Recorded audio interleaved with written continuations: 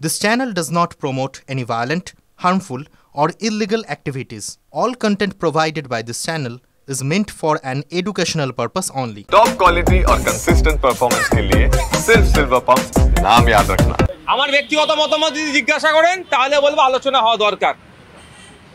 Police আমাদের সামাজিক বন্ধু।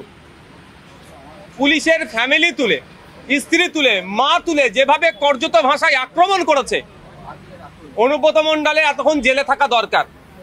যে অনুব্রত মণ্ডল, আমি যে প্রাণী তিহার জেলের ভাত খেয়ে নিজেকে শুধরাতে পারলো না, তাকে বাইরে থাকা অনুচিত, তাকে ধরে জেলের মধ্যে রাখা দরকার। তা নিয়ে চর্চা হওয়া দরকার। দুর্ভাগ্য আমাদের ওটা নিয়ে কোনো চর্চা হচ্ছে না। ওটা নিয়ে চর্চা হলে ভালো হতো, আমরা আলোচনা রাখতে পারতাম।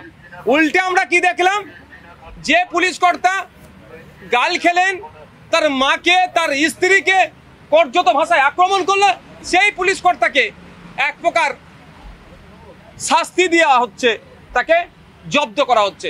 যেদিন প্রথম এই কল রেকর্ডটা ভাইরাল হয়েছে, আমি আমার সহপাঠীদেরকে এটা বলেছিলাম, আমার মাথায় এসেছিল যে মমতা ব্যানার্জি অনুব্রত মণ্ডলকে বলেছিল বীরের আখ্যা দিয়ে তাকে জেল থেকে যখন মুক্তি হবে তাকে নিয়ে আসবো, সেই অনুব্রত মণ্ডলের কল রেকর্ড ভাইরাল করেছে। এর সাহস কত, এরাকে কিন্তু ছেড়ে কথা বলবে না, আর সেটা বোঝা যাচ্ছে। তবে একটা কথা বলবো মিডিয়ার মাধ্যমে আমি পুলিশ কর্তাদের কাছে, যে এটা কিন্তু আপনাদেরই পাপের ফল ভোগ করতে হচ্ছে।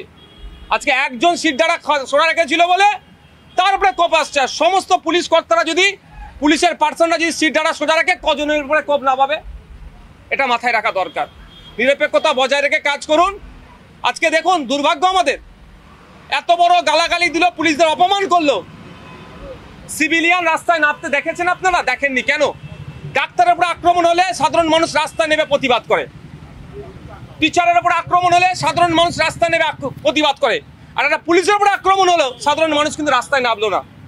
পুলিশের নিরপেক্ষতা নিয়ে পুলিশের প্রতি সাধারণ মানুষের কি মানে বিরূপ চিন্তা ভাবনা তৈরি হচ্ছে, এটাও কিন্তু পুলিশ বন্ধুদেরকে ভাবতে হবে।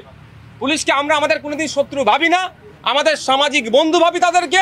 তা পুলিশদেরকেও তার যে দায়বদ্ধতা আছে সেটাও পালন করতে হবে। কিচ্ছু হবে না, ওসব রিপোর্ট বললে ঘোড়ার ডিম হবে।